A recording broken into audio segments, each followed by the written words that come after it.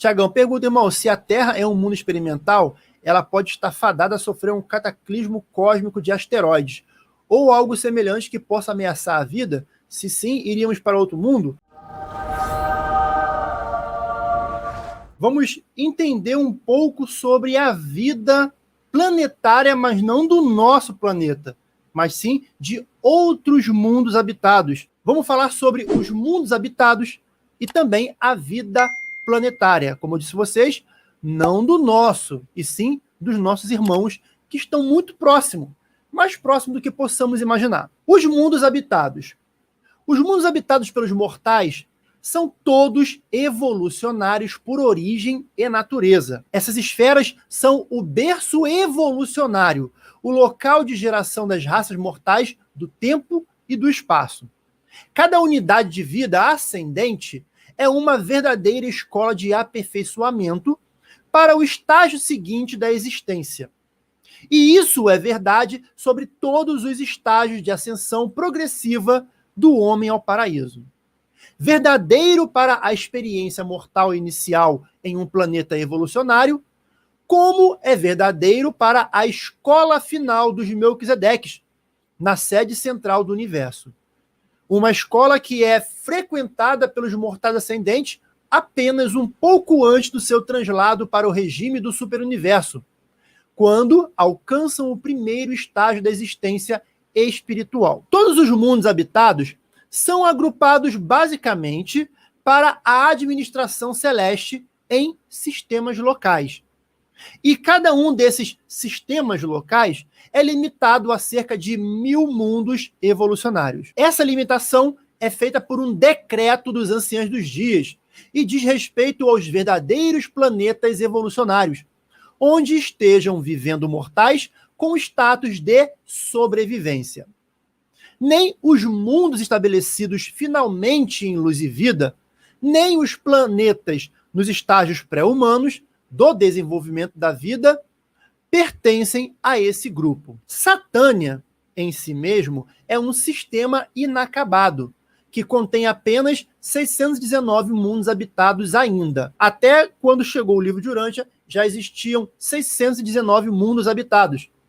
Sendo que só é considerado mundo habitado, ali nós temos um mundo habitado por humanos. Só é considerado mundo habitado quando um casal, ou não sei se mais também, né, já faz ali a sua escolha moral influenciada pelos espíritos ajudantes da mente, da sabedoria e da adoração.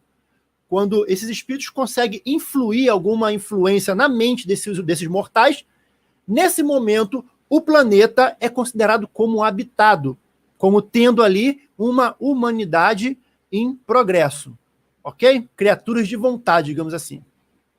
Tais planetas são enumerados sequencialmente de acordo com o seu registro como mundos habitados pelas criaturas de vontade. Assim, foi dado a Urântia o número 606 de Satânia, significando que é o 66º mundo... Não, 666º mundo do sistema local, no qual o longo processo da vida evolucionária culminou com o aparecimento de seres humanos. Existem 36 planetas não habitados aproximando-se do estágio em que poderão ser dotados de vida. E vários outros estão agora ficando prontos para os portadores da vida. Há aproximadamente 200 esferas evoluindo de modo a ficarem prontas para a implantação da vida dentro dos próximos milhões de anos. Então vimos aqui que, além dos 619 planetas que já possuem vida humana com vontade, também tem mais quanto? 34? Outros vários estão ficando prontos. Existem 36 planetas não habitados aproximando-se do estágio em que poderão ser dotados de vida. Estão ali já em trabalho para poder começar a surgir algum ser que possa evoluir como humano. E vários outros estão agora ficando prontos para os portadores da vida. Ou seja, creio que os 36, os portadores já estão trabalhando nesses planetas. e muitos outros estão ficando prontos para poder os portadores da vida chegarem lá e começarem a trabalhar o tipo de vida que será implantada naquele planeta. Nem todos os planetas são adequados para abrigar a vida mortal.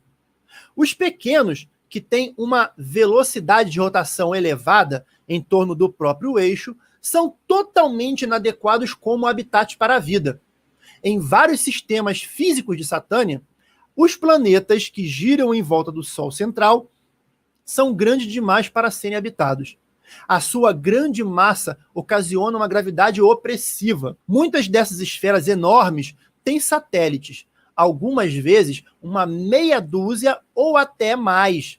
E essas luas, frequentemente, têm um tamanho muito próximo ao de Urântia, de um modo tal que são quase ideais para serem habitadas. Quem aí conhece a Europa? Quem aí conhece as outras demais luas ali de Júpiter, Saturno? Tem um tamanho propício. Eu sei que são as famosas aí que realmente tem ali uma possibilidade, se eu não me engano, é a Europa, né? Europa que é coberta de gelo, que abaixo dela pode ter ali um grande oceano. Não sei, né? Será que tem vida lá? Enquanto o pessoal investe tanto para poder, sei lá, buscar vida em Marte, que estão mais perto, né? Mandava uma sondinha ali, eu acho que já foi até enviado alguma sonda para a Europa, mas que pousasse e pudesse ali coletar algum tipo de material para poder mandar, já que a curiosidade é tanta e eles não querem explorar o fundo do nosso oceano para tentar ali descobrir tudo que nós temos em nosso planeta, que vamos então em um planeta que realmente tenha, um planeta não, né? No caso, uma lua, mas com um tamanho e um porte com grandes evidências que pode haver vida, bem aqui em nosso quintal. O mundo habitado mais antigo de Satânia, o mundo de número 1, Anova, é um dos 44 satélites que giram em torno de um planeta escuro enorme, mas exposto à luz diferencial de 3 sóis vizinhos. Anova está em um estágio avançado de civilização progressiva. Pode ser que não esteja no estado de luz e vida, mas já está bem avançado, sendo o primeiro mundo de Satânia. Então já temos um aí que já está perto de luz e vida. Se já não está, né, nesse momento, a gente também não sabe porque o tempo é meio irrelevante, mas quem sabe já temos aí um irmão, um vizinho aqui de Satânia que já está em luz e vida e possa trazer alguma influência para nós aqui também chegarmos. Agora, falando em planeta, vamos falar da vida planetária. Não da nossa, e sim dos nossos outros irmãos. Os universos do tempo e do espaço têm um desenvolvimento gradual. A progressão da vida, terrestre ou celeste, não é nem arbitrária, nem mágica. A evolução cósmica pode nem sempre ser compreensível, previsível, mas é estritamente não acidental. A unidade biológica da vida material é a célula protoplasmática, associação coletiva que é de energias químicas, elétricas e outras energias básicas. As fórmulas químicas diferem em cada sistema, e a técnica de reprodução da célula viva é ligeiramente diferente em cada universo local. Mas os portadores da vida são sempre os catalisadores vivos que iniciam as reações primordiais da vida material. Olha aí.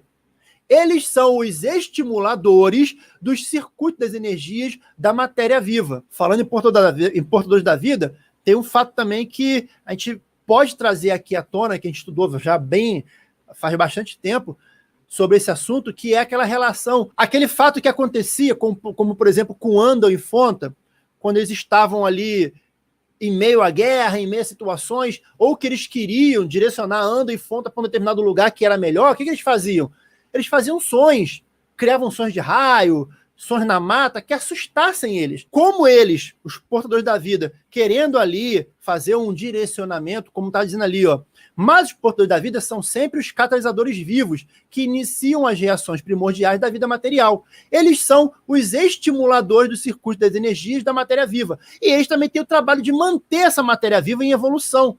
E até fazer, como disse, né, de maneira física mesmo, ali externa, não só no corpo do ser, algum tipo de som, algum tipo de situação, criar um fogo ou qualquer coisa do tipo, para direcionar que essas criaturas vivas vão para um determinado lugar que elas terão mais sorte, mais possibilidade de evoluir como raça. O que aconteceu com a história de Ando e Fonta. Todos os mundos de um sistema local apresentam um parentesco físico inequívoco. Olha que interessante essa informação. Todos os mundos de um sistema local, ou seja, todos os mundos de Satânia, no nosso caso, apresentam um parentesco físico inequívoco. Contudo, cada planeta tem a sua própria escala de vida, não havendo dois mundos exatamente iguais nas suas dotações de vida vegetal e animal. Tais variações planetárias nos tipos de vida do sistema, olha aí, ó, tais variações planetárias nos tipos de vida do sistema. Temos que manter isso em mente, porque quando chegarmos nos outros planos aí, chegar em Morôncia, chegar em Jerusalém, não vamos ver nego cabeçudão, vamos ver baixinho, cheio de tentáculo, vamos ver pessoas parecidas com a gente. Por quê? Porque o parentesco físico é inequívoco, eles são parecidos com a gente. Nos tipos de vida do sistema, resultam das decisões dos portadores da vida. Todavia, esses seres não agem nem por capricho e nem por excentricidade. Os universos são conduzidos de acordo com a lei e a ordem. As leis de Nébadon são os mandados divinos de Salvington. E as ordens evolucionárias da vida em Satânia está em consonância com o modelo evolucionário de Nébadon. Quebra por terra esse negócio de extraterrestre esquisito que tem em filme de ficção, tipo o filme de Guerra dos Mundos. Quebra, mas não quebra, né? Quebra, mas não quebra. Por quê? Se formos considerar os nossos irmãos que estão aqui bem próximos, pode ser que sejam todos eles parecidos com a gente. Porque se apresenta um parentesco físico inequívoco, significa que eles têm uma aparência bem parecida com a nossa. Então, se eu ver aí um pequenininho, por mais que seja um humanoide, mas um pequenininho com cabeção, isso aí pode até ser de um outro tipo de sistema solar, de sistema estelar. Não o nosso. Até porque a gente tem algumas pessoas que têm os cabeção aí, mas não é porque tem um cérebro avantajado, é porque é algum problema, alguma deficiência física da pessoa. Agora, que isso aí vai levarmos a ter aí, sei lá, os azuis, né? De repente uma raça que evoluiu azul, um verde, sei lá, uma raça evoluída verde, com pele lisa. Não. Se há um parentesco físico inequívoco, então são todos do nosso sistema estelar parecido conosco. Agora, pode ser que de outros sistemas estelares tenham um biotipo físico diferente do nosso, né? As leis de Nébadon são os mandados divinos de Salvington. E a ordem evolucionária da vida em Satânia está em consonância com o modelo evolucionário de Nébadon. Modelo evolucionário de Nébadon. E aí, se existe um modelo evolucionário de vida oriundo de Nébadon, pode até ser que realmente todos tenham ali um biotipo físico parecido com o nosso. Pode ser que modifique de um sistema local para outro, mas pode ser bem parecido. A evolução é a regra do desenvolvimento humano, mas o progresso em si mesmo varia muito nos diferentes mundos. Algumas vezes a vida é iniciada em um centro e algumas vezes em 3, como foi em Urântia. Nos mundos atmosféricos, ela usualmente tem uma origem marinha, mas nem sempre. Depende muito do status físico de um planeta.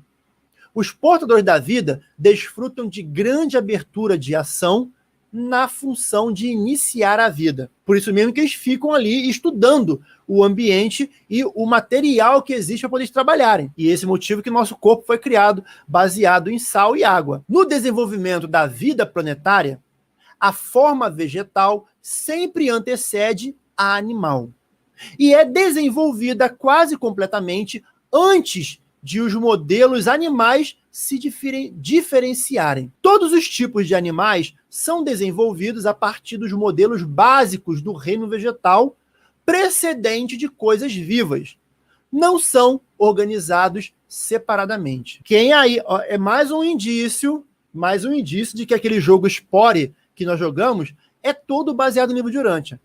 Quem viu ali percebeu que às vezes a gente tinha que fazer o quê? Evolucionar, né? Evoluir ali, transformar um planeta. O planeta ali sem vida, a gente tinha que ali criar a atmosfera e logo em seguida eles pediam o quê? Coloque vida vegetal. O nosso trabalho era trazer exemplares de vidas vegetais de um outro planeta e implantar naquele planeta.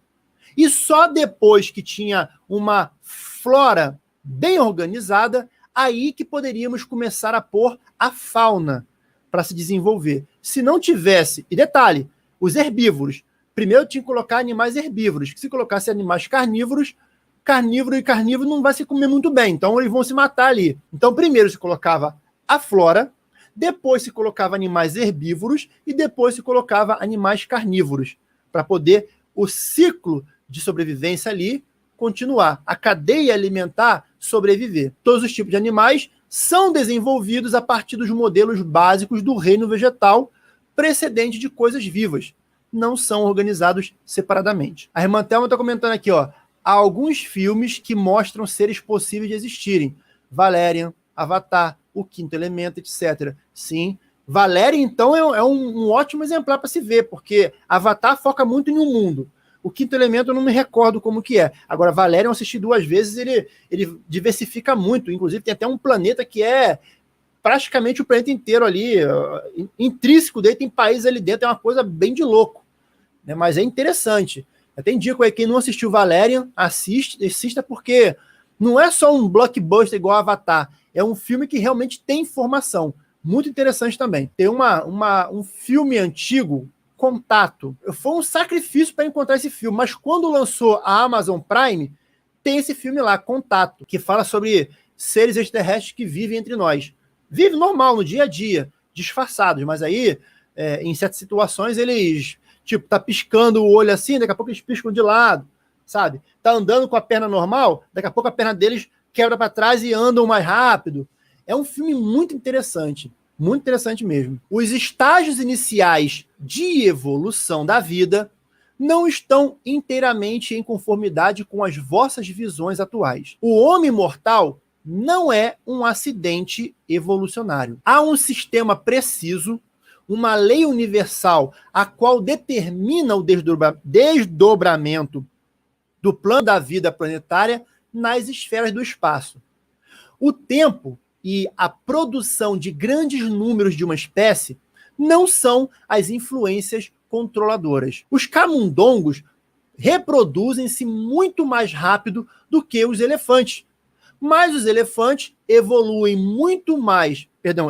mais rapidamente do que os camundongos. O processo de evolução planetária é ordenado e controlado. O desenvolvimento do organismo mais elevado a partir de grupos menos desenvolvidos de vida, não é acidental.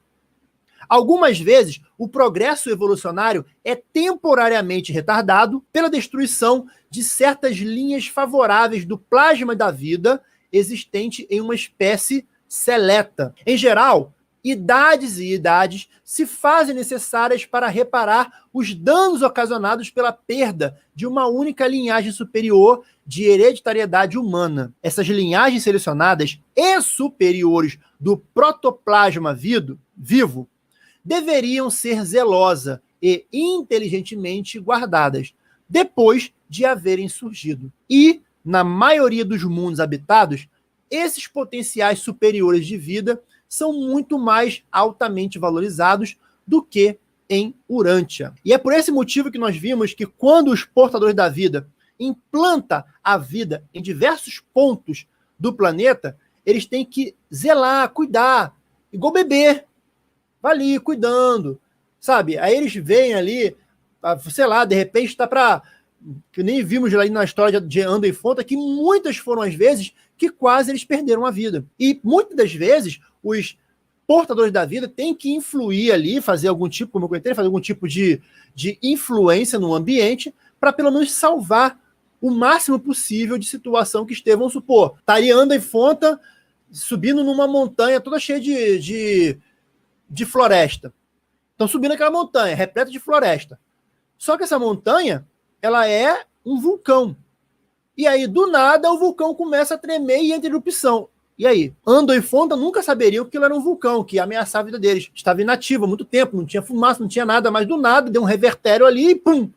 Começou a sair lava. Vai se perder ali um tipo de evolução já quase se tornando humana, por causa de um pequeno erro, um erro de percurso, por esse motivo que o trabalho dos portadores da vida, de zelar e guardar essas vidas, é muito importante, para que ela possa continuar se desenvolvendo e gerar, então, detalhe, tá? Em vários focos, porque alguns podem falhar, algum foco pode acabar falhando, e aí eles vão dar ênfase para os que continuarem a sobreviver. A irmã Thelma está contando aqui, ó, então os dinossauros foram uma invenção que não deu certo, hein? E como aqui é um mundo experimental, tá valendo. Será que poderia ali tentar evoluir uma espécie reptiliana? E aí foi uma mamífera? Falou que o corpo é parecido. Ué, não tá dizendo que tem escama, não tem escama. Pode ter o formato ali físico parecido.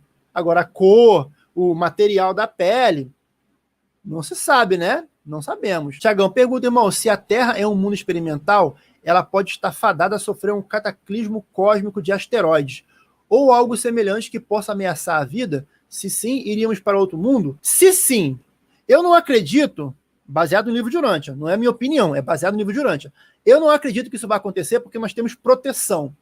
E aqui eu não estou falando de Asta Shiran, não estou falando de esquadra celestial, por mais que possa existir. Não descarto, não estou falando de Asta Shiran, estou falando que proteção celestial, ou proteção de nossos irmãos mais evoluídos nos protegendo.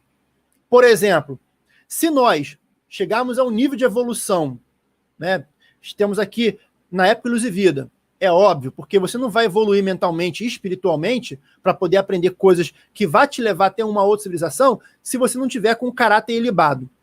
Pessoa mau caráter não evolui. Tem uma trava mental. Isso aí não é baseado no livro de Urântia, não, mas é o que eu estou falando. É uma experiência minha, até mesmo conhecendo o livro de Urântia. Porque as pessoas só conseguem evoluir quando que o nosso planeta se considerou como um planeta habitado por humano. Quando teve ali a influência dos 7 espíritos ajudadores da mente. Isso é uma coisa óbvia. Então, quanto mais você busca estar próximo de Deus, busca a perfeição, mais sua mente vai evoluindo. E nós estamos numa época de involução mental. Ponto. Então, vamos botar um exemplo aqui, quando se a gente tivesse na época Luz e Vida, já conhecemos ali, não visitamos, mas já temos formas de visualizar outros povos, bem de longe. Já podemos ali também fazer uma investigação, sobrevoar sobre aqueles povos para conhecer. Beleza.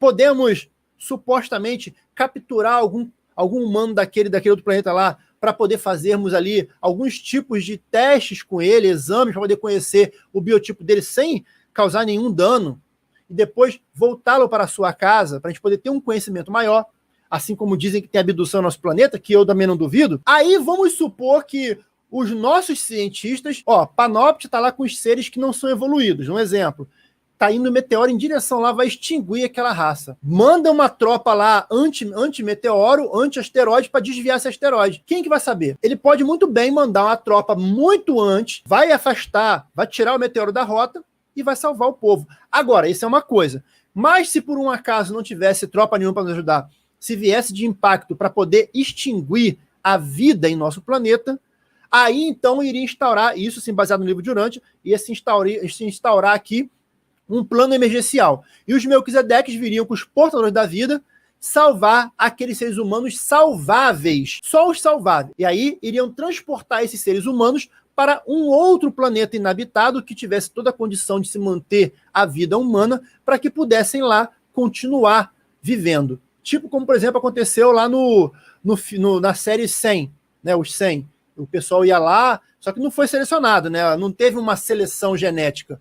Eles botaram qualquer um lá. E é mais ou menos isso. Não tem como a gente deixar. Depois que nos tornamos civilizações, nós estamos ali assinados como uma civilização lá no registro celestial, automaticamente temos uma proteção.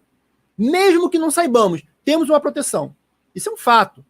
Se a gente aqui protege os nossos irmãos menos favorecidos, pobres, os próprios índios também, se tivesse lá uma barragem para estourar e os nossos cientistas descobrem que essa barragem está ruindo, e vai cair direto numa tribo indígena, é claro que o povo vai chegar lá, o governo ou as autoridades vão chegar lá e vão retirar aqueles índios de lá. Da mesma forma, a gente pode fazer também, ou outros irmãos mais evoluídos que a gente, pode vir fazer com a gente. Quem se lembra aí do meteoro Helenin, que ele ia contornar por trás do Sol, ele estava numa rota bem distante, mesmo contornando lá, bem distante, sofreu uma influência da gravidade do Sol ali para poder explodir ele, e ele, na volta, ia acabar pegando o planeta Terra em cheio. Ele ia pegar uma curva ali, ia vir, pô, ia ter um impacto. Misteriosamente não, né? A ciência nos disse que quando ele estava passando exatamente por trás do Sol, que não tinha como os nossos satélites aqui, os nossos telescópios verem o que está acontecendo,